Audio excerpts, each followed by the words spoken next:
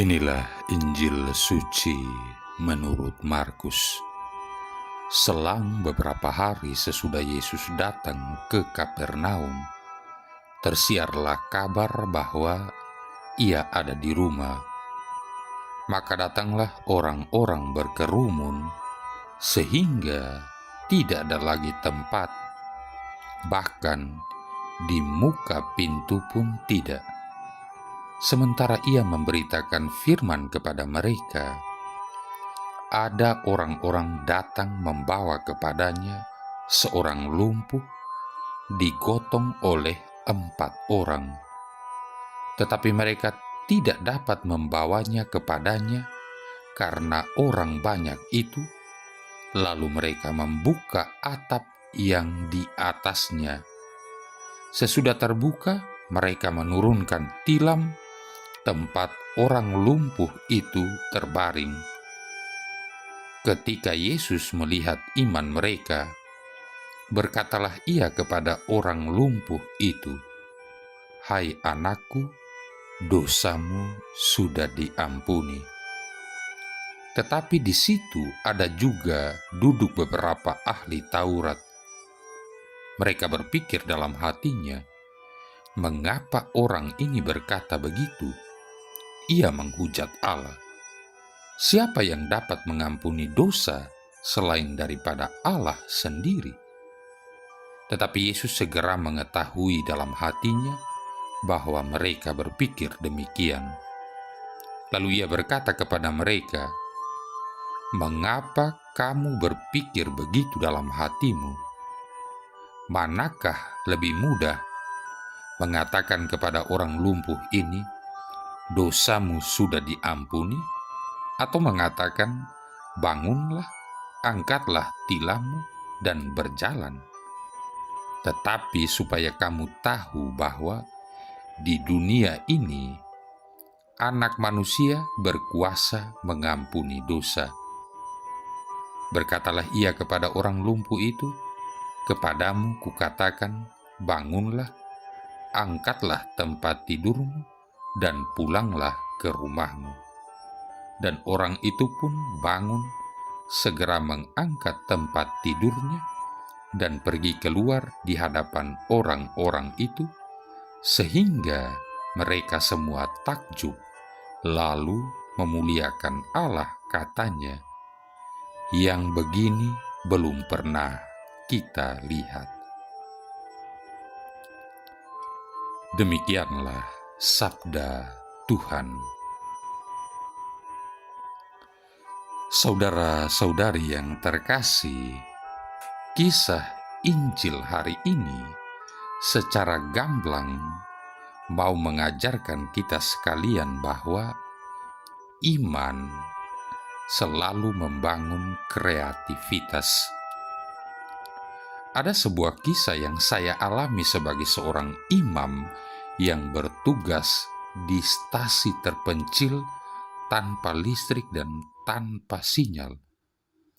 Oleh karena letaknya yang berada di daerah pinggiran pantai selatan Pulau Timor yang terpencil, Desa Sahan, stasi tempat saya bertugas, dari tahun 2016 sampai 2021 tidak dijangkau oleh instalasi listrik negara.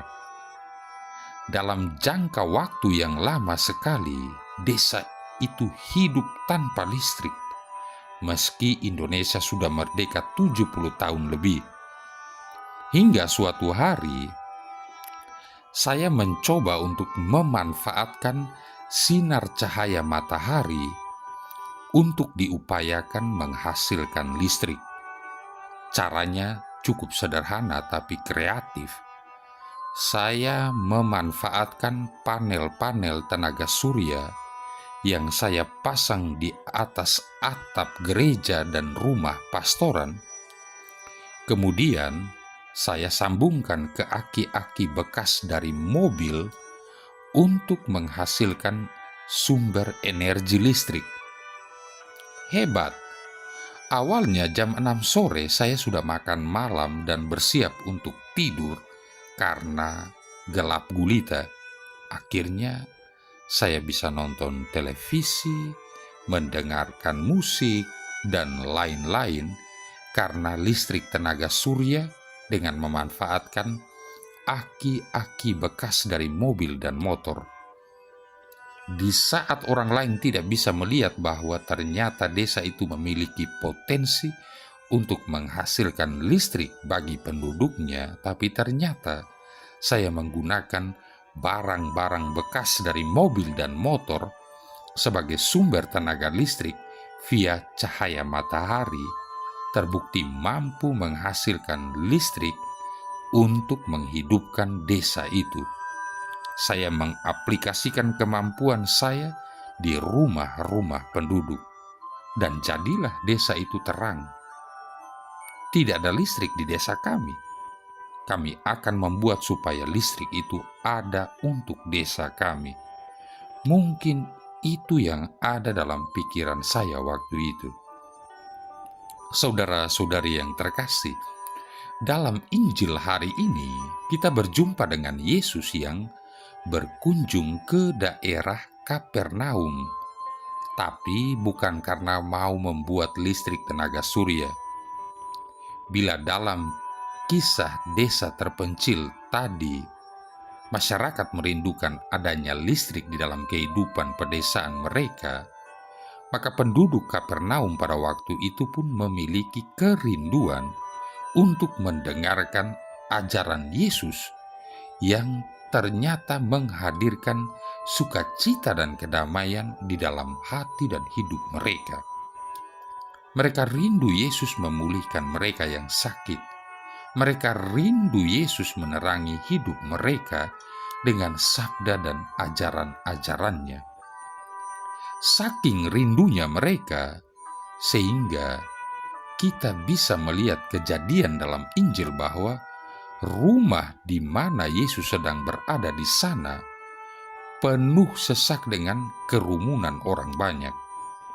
Kalau zaman sekarang seperti semangat orang Indonesia yang mau nonton timnas Indonesia di final AFF di Stadion Gelora Bung Karno, penuh sesak sampai keluar-luarnya.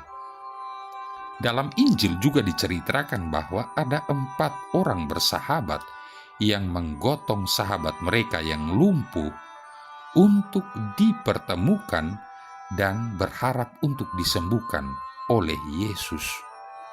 Tapi apa nyata ketika mereka tiba di tempat di mana Yesus ada, yang mereka lihat hanyalah kerumunan orang penuh sesak memadati rumah itu. Tak ada jalan untuk masuk. Bayangkan orang yang sudah kelelahan menggotong orang sakit, dan sekarang raut muka mereka bertambah kusut karena melihat keadaan yang tanpa jalan masuk itu. Saat kaki mereka mulai melangkah mundur, bersiap untuk pulang saja, tiba-tiba, kita masih punya kesempatan, teman-teman. Masih ada satu jalan yang bisa kita gunakan untuk berjumpa dengan Yesus dan membawa teman kita yang sedang sakit ini. Hebat, brilian, luar biasa. Kenapa hal itu tidak terpikirkan oleh kita sebelumnya? Mari kita bongkar atap rumah itu dan menurunkan teman kita ini untuk berjumpa dengan Yesus. Saudara-saudari yang terkasih, dalam kehidupan keseharian kita, bukankah seringkali kita berjumpa pula dengan hal-hal seperti yang dialami oleh keempat sahabat yang tidak melihat adanya jalan untuk masuk? Tidak ada solusi, tidak ada kesempatan untuk masuk. Lelah rasanya, kecewa pastinya, merasa bahwa semua perjuangan menjadi sia-sia. Akan tetapi, bila hanya berhenti pada perasaan-perasaan seperti itu, bagaimana keadaan bisa berubah? Keadaan hanya akan bisa berubah apabila seseorang tetap memiliki kepercayaan bahwa meskipun menghadapi keadaan yang tanpa jalan, aku akan bisa tetap menemukan atau bahkan membuat jalan itu ada. Pertanyaan besar bagi kita sekarang adalah, apa yang kita percaya ketika kita melihat situasi di mana seakan-akan tidak ada jalan sama sekali untuk bisa kita terobos masuk? Apa yang kita imani dalam situasi seperti itu? Terakhir, mari kita berlaku seperti supporter Indonesia yang melihat tidak ada jalan masuk karena stadion sudah penuh sesak. Yang lain akhirnya pulang, sedangkan kita belum juga mau pulang. Kita tetap ingin melihat tim kebanggaan kita main. Lalu, kita melihat pohon tinggi di dekat stadion. Aha, tak nonton bola di dalam stadion, naik pohon untuk tetap bisa nonton tim kebanggaan pun jadi. Apakah iman kita juga kreatif? Marilah berdoa. Allah Bapa sumber kedamaian, dengan perantaraan manusia seperti kami, yaitu Yesus dari Nazaret, Engkau menyatakan dirimu kepada kami. Kami mohon semoga kami mengagumi sabdanya yang membuat kebijaksanaan serta memberi hidup dan kedamaian. Sebab dialah putra-Mu Tuhan dan pengantara kami, yang bersama dengan Dikau dan Roh Kudus hidup dan berkuasa, satu Allah sepanjang segala masa. Tuhan memberkati kita sekalian, Bapa, Putra, dan Roh Kudus.